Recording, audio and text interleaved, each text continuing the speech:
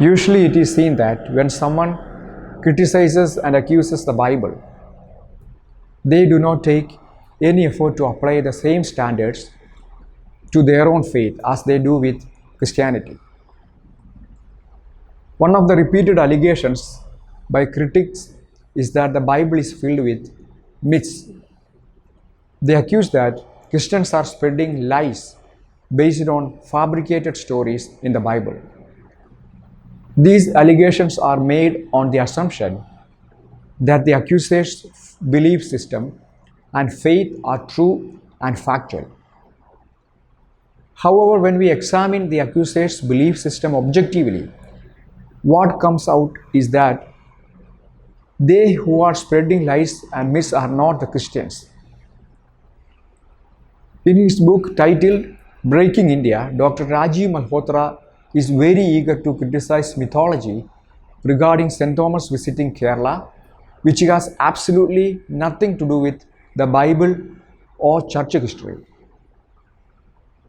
But what surprises me is that while he is passionate to condemn Christianity, he is totally silent about myths and fabricated stories in his own religion and faith.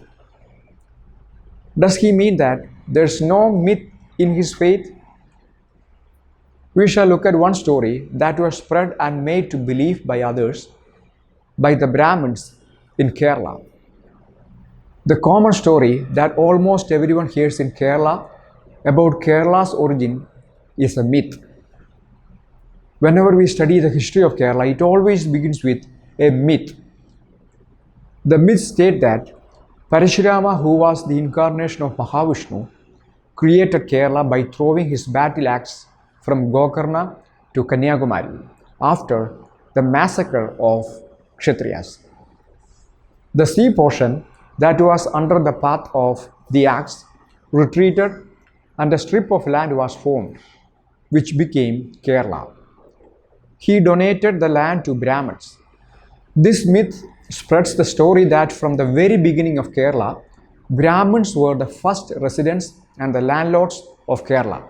The myth states that Parashurama brought Brahmins from 14 tribes in North India and settled them in 64 villages in Kerala. Later, he brought Shudras from various places to serve the Brahmins, commanding them that this was their duty. He himself decided the rituals of Brahmins and the customs of Shudras. The Shudras were to serve and honor the Brahmins for their entire lifetime. This is a story about the origin of Kerala. Let us examine whether this story has anything to do with reality and history. We see this story first in a book named Keralolpati, which means the origin of Kerala. The book titled History of Kerala, published by the Kerala History Association, states that Parashurama myth is a childish story. The book titled Kerala History, written by an eminent historian, S. Sridhar Menon, states that the myth of Parashurama has no historical support or validity. Parashurama himself is a mythological character. The historical reliability of Keralolpati is doubtful. Dr. M.G.S. Narayanan, who was the chairman for Indian Council for Historical Research, his book titled 10 Lies in Kerala History, examines the Parashurama Kerala creation myth as the first lie. The book states that there is no such story in the old Hindu Puranas such as Vishnu Purana and Padma Purana, in which the incarnation of Parashurama is being described.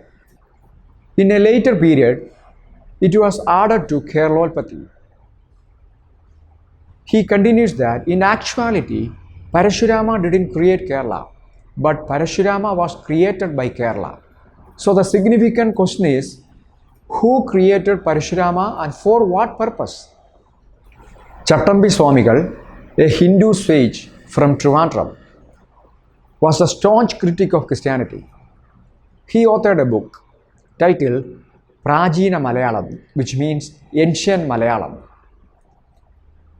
In its introduction, R. Ramachandra Nair wrote that the Brahmins forged a lie saying that Parsurama, an incarnation of Mahavishnu, had created Kerala and distributed and donated it to Brahmins forever.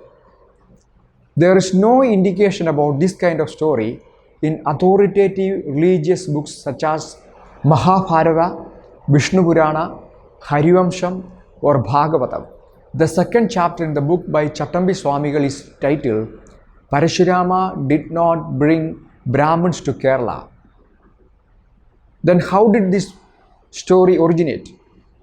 To know that, we have to examine credible historical sources. Kerala history was formed during the first 5 centuries AD. This period is known as Sangam Age. Communities that are considered as backward now were at that time honorable before kings and respectable in the public. It was only after the commencement of Brahmin dominance that such communities became oppressed and sidelined from the society. According to A. Sridhara Menon, Brahmins cunningly and deceitfully spread the Kerala creation story to gain absolute dominance and control over the caste system which they had brought. When we study the story of Parsurama, it emerges that the privileged caste popularized the theory of Brahmin dominance for their own benefit. Professor Achyuta Warrior, who wrote the book titled Kerala Culture, stated that Brahmins and their religion brought the caste system to Kerala. We can understand this when we study the historical transformation of Kerala. The stories in Keralopathy are aimed at justifying the authority of Brahmins. This is nothing but a fake story made for Brahmins to suppress and exploit the lower caste in the caste system. The forefathers of the Brahmins who migrated to Kerala became the landlords and rulers over the local people, backed by the fake story of Parsurama. When we look at the history of Kerala, we can see that the control of the lands was taken from the locals by the Brahmins and not Christians or Christian missionaries. Mr. P.K. Balakrishnan wrote in his book titled The Caste System and Kerala History that even in the 1900s, Brahmins were the most honored. They were not considered as just landlords among their servants, but as a sovereign king and god. How did the Brahmins who came to Kerala as the immigrants become the rulers and landlords in Kerala? They had to spread the fake Kerala creation story to achieve that. The conclusion, therefore, is that it is not the Christians or Christian missionaries who deceived or exploited the people. Rather, the Kerala creation myth shows that the Brahmins spread fake stories and gained control. Christianity does not need any false stories. It already has historical proof over the centuries. Christianity is not trying to gain control over any people. It aims to deliver and not enslave. Its spread has only uplifted the people and societies and nations. We challenge the opponents of the gospel to prove that the gospel is a myth. Hence, I suggest that Dr. Rajiv Malhotra must first research his own mythologies before trying to discredit Christianity. He must honestly examine, evaluate, and analyze his own belief system first.